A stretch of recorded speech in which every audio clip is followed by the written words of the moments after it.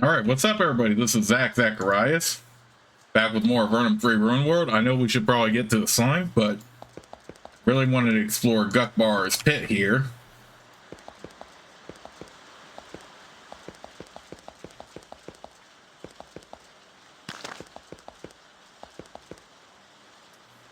You see a glimmer and light floating in the corner, hovering above the pool.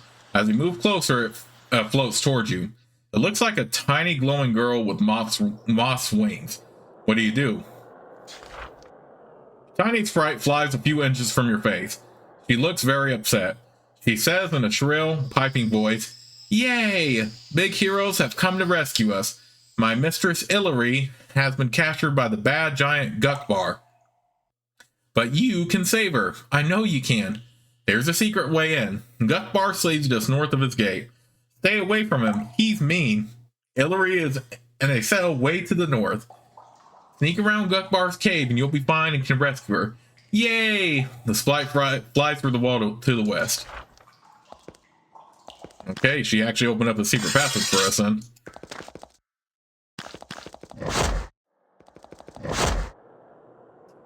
This is probably going to be a tough dungeon, but let's go ahead and take our chances. Every bit helps as far as rewards go, so.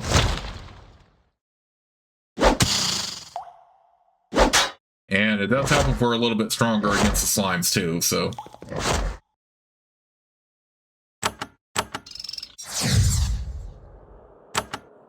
Although I should go ahead and say right now that even though time is of the essence, so to speak, in this game, there is a day counter. It's not like the monsters like the slimes are going to have a significant effect on the towns like immediately. So you can take your time, and I think there's even actually, oh great, I think there's actually even a guide that actually tells you how much towns will be destroyed the longer you take, based on what you're fighting. Like currently the slimes, we don't have any ice or anything. Let's just haste. But oh god, this freaking, oh goodness, that did a lot of damage.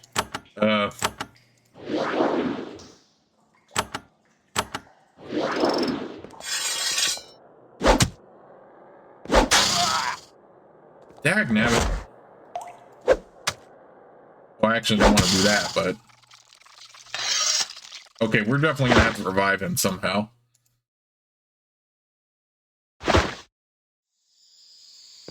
Yeah, we definitely need to revive him, because that was just bull. The only way we can do that is, as you move away, one of the goblins sees you. Stupid creatures shout an alarm and run in circles until they realize that you aren't going to attack them. You ask what they're doing. There's a lair in there. There's a big giant. He's named Guhkbar. We think he has treasure, but we were not sure. The goblin size. We want to sneak in. We couldn't. We gonna find someone else to rob. Defeated, the goblins move on.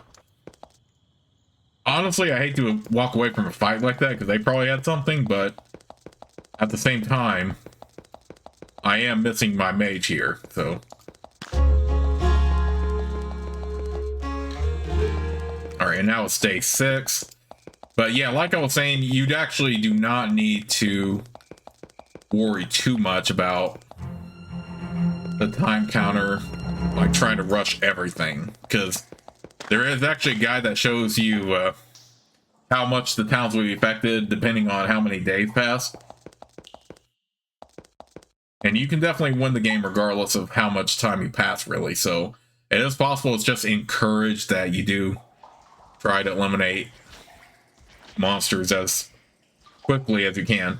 The floor heads slope sharply down to another tunnel. The ceiling down there is extremely low. The back tunnels aren't large enough to fit someone large, like, say, a giant. If you keep going, you can drop down into the giant's cave. You're at the top of the slope. If you slide down into the giant's area, you'll have to find another way out.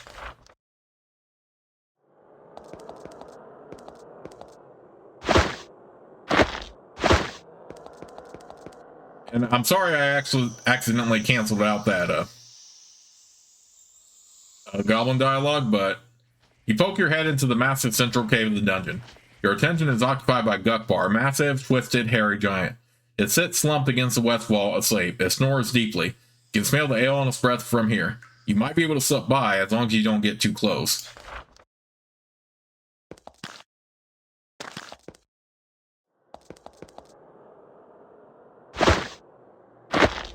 Okay, so we might be able to edge this out without having to fight him.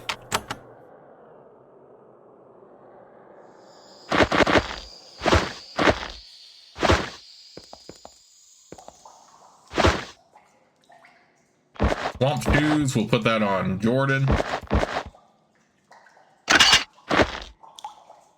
Oh yeah, we can definitely rob him though while we're here. You poke through the chest. It contains stinky furs, bits of bone, and other useless things. There's also a big rusty key. You take it. Ooh, speed potion. Iron shield. Actually, this.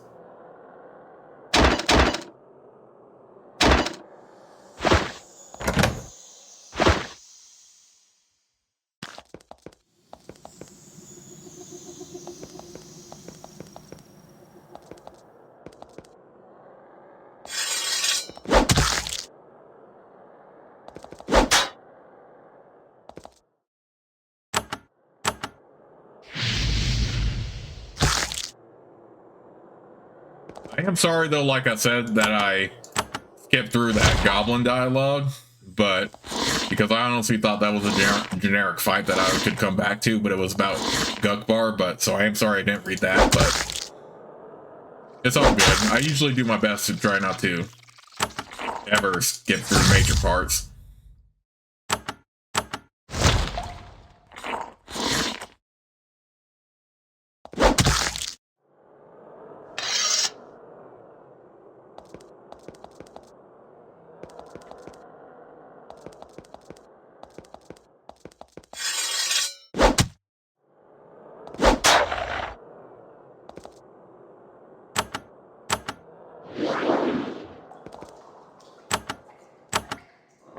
Better safe than sorry, right?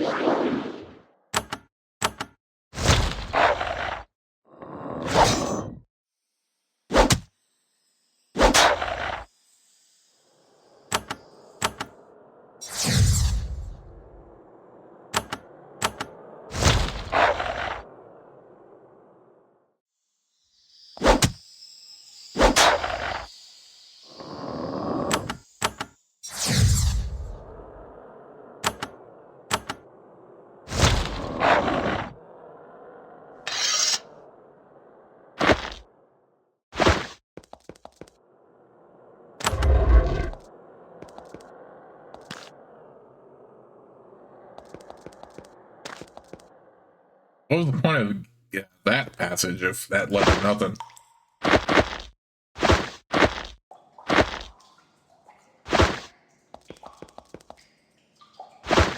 Okay, nothing here. You reach a large cell door next to a small window. Through the gate, you see a smelly, dank cell. The gate has a huge, impressive-looking lock. You try the giant's key and the lock pops open. When the door swings open, Illyrie suddenly springs to life. She leaps delicately to her feet and swirls out past you. Her face is twisted in anger and sparks fly from her hair. You jump out of her way.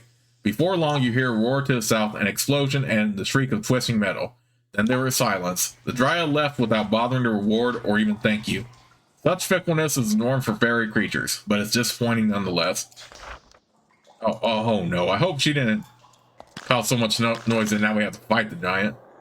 The box is full of junk, all left here by Guhkbar's prisoners. At the top of the pile, you see a long loop of fine, coppery hair. It must have been left by the Dryad. It might be valuable. Ooh, yeah, I'm glad I actually did that because there is somebody... Yeah, Dawn wanted a lock of Dryad hair. We can go ahead and do that. So, we do need to recharge anyway.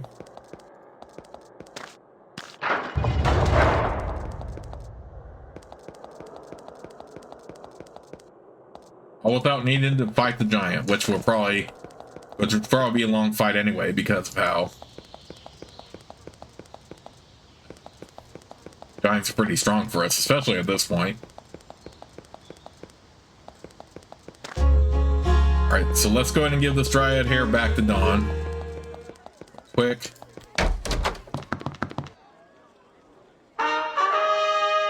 Dawn takes the dryad's hair and inspects it.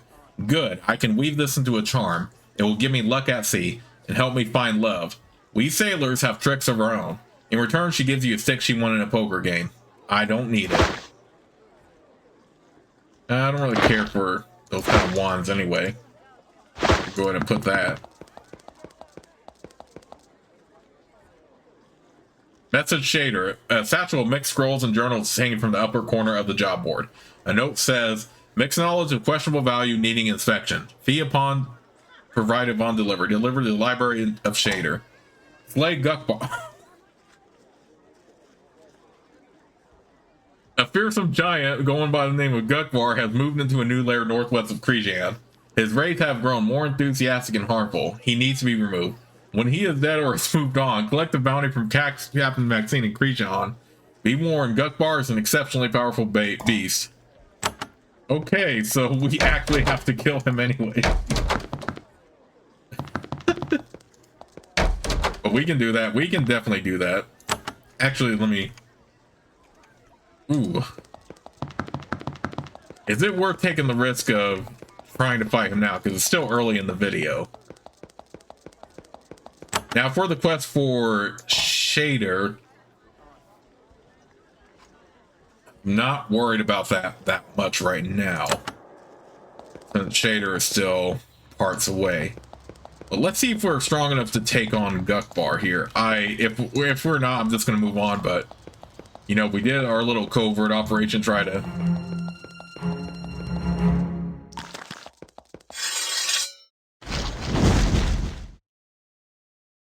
oh snap, he got afflicted with a dryad curse. Y'all saw that?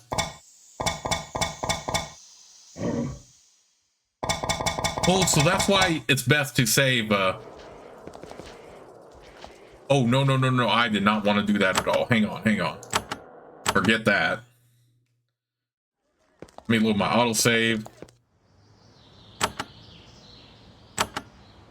We'll do that again. Oh, yeah, that makes sense. Why you should free the dryad first. Because of how... It's clear that the dryad's curse is going to help you once you free her.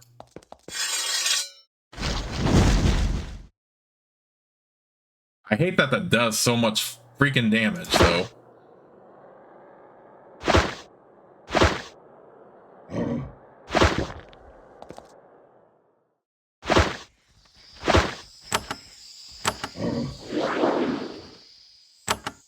Can we daze him?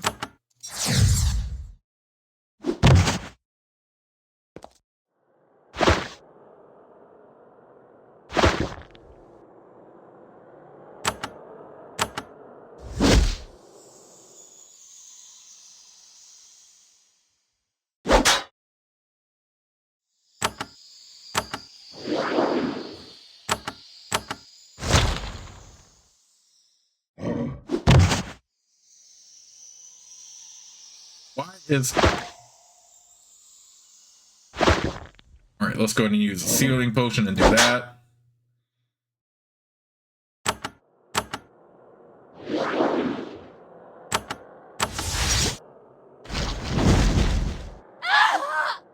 Oh my goodness.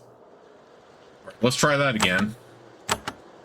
But yeah, you definitely should make sure you at least free the dryad before you take on Guhkbar, because he is going to be strong, but the dryad will. But the dryad clearly curses him.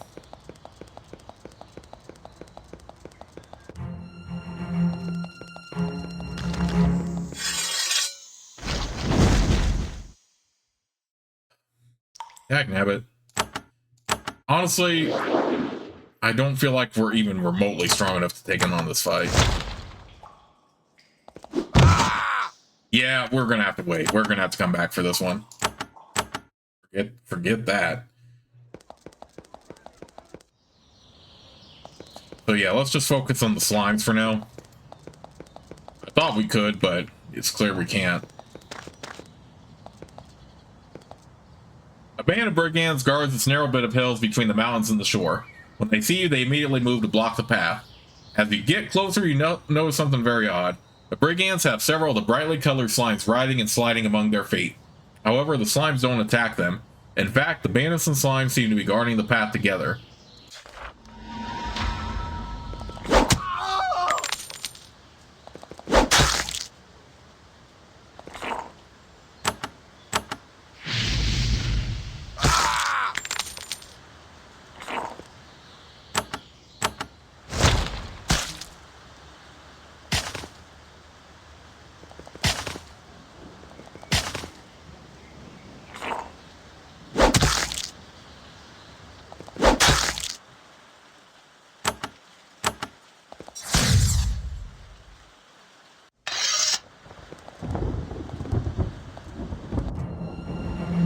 Agate Tower. Okay, so you know what? Let's go ahead, play through this a little bit.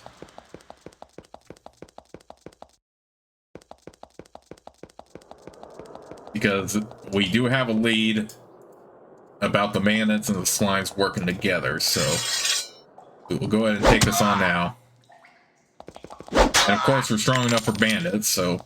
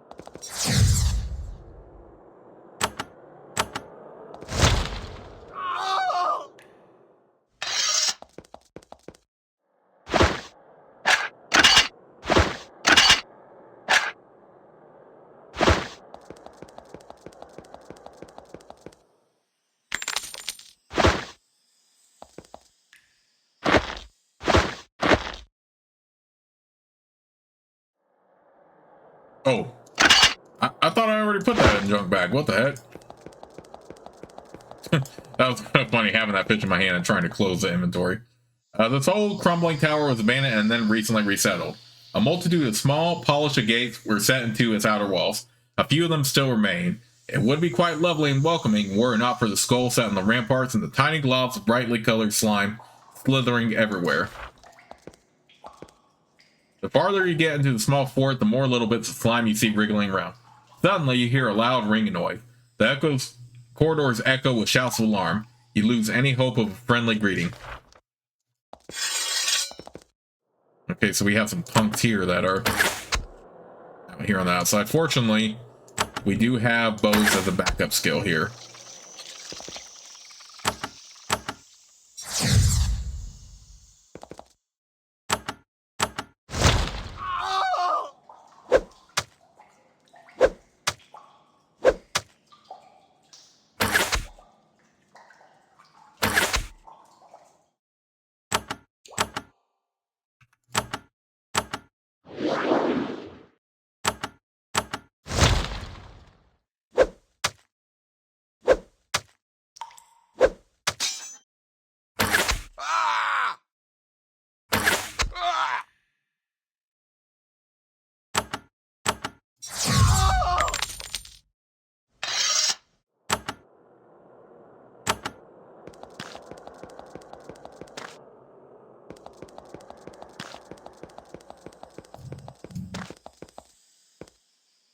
Okay, I'm pretty sure this part of the floor is trapped, so I'm actually going to go around here.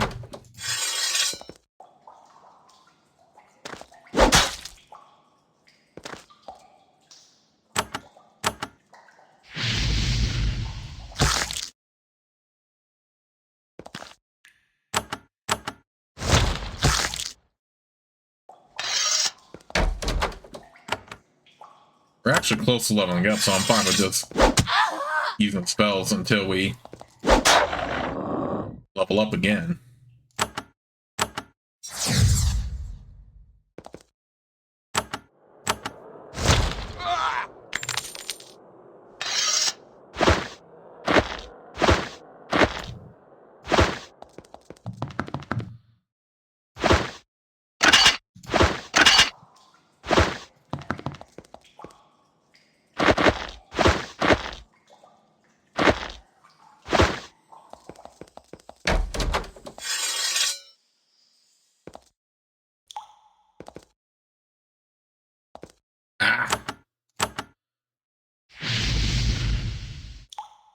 I do like how Call of the Storm actually looks like an ice spell instead of lightning, because that can be confusing.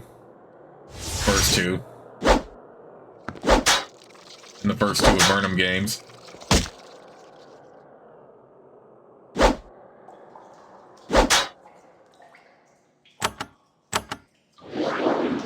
Elena, of course, getting picked on here, but it's time to do a little bit of the bullying ourselves.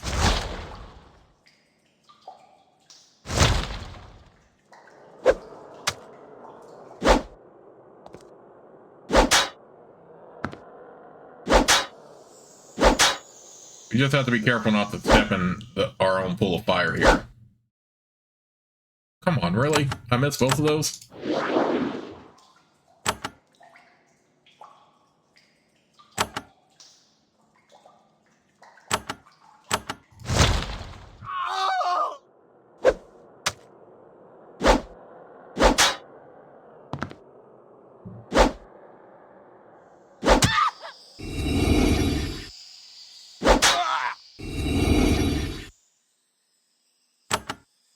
Yep, level 7, baby.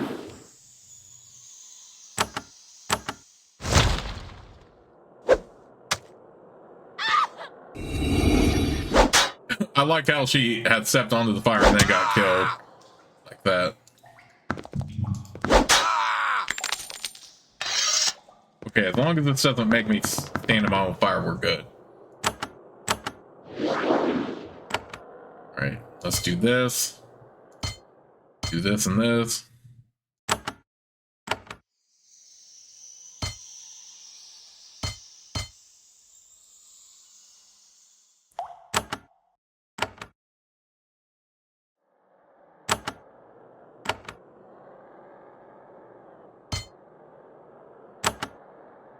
Do this.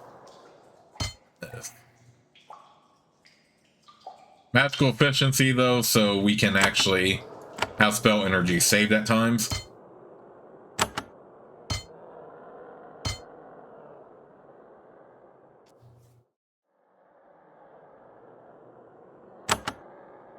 I feel like we need it because we haven't really gotten a hold of freaking any freaking energy potions lately. 15 ways to kill. You crack open the book and flip through it. 15 ways to kill easily and silently. Everyone has saw at some time in their lives that that person over there needs killing. Well, don't just back away. This book can show you how to make those dreams come horribly true. The book lives up to its title, although most of the murder techniques inside are already familiar to a battle-hardened adventurer like yourself. Remember that reading books is part of a Steam achievement, so read all of them you come across unless they're the same type of book. Oh, wait. You could actually equip that cloak on her.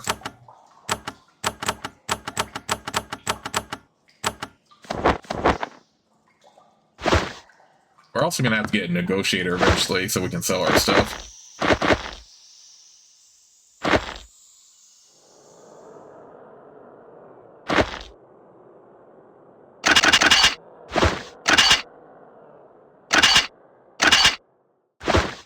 And also we're going to have to eventually get Zelena dual wielding here, but she's not quite strong enough for it yet. Oh, dude, is that a quest item? I don't remember if that is or not, but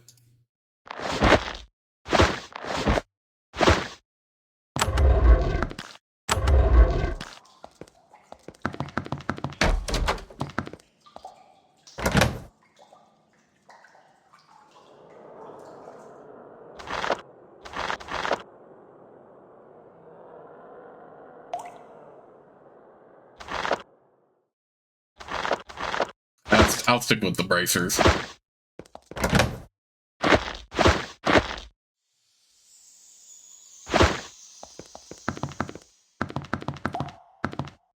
You hear a loud grinding noise, but coming from 10 feet away and 10 feet behind.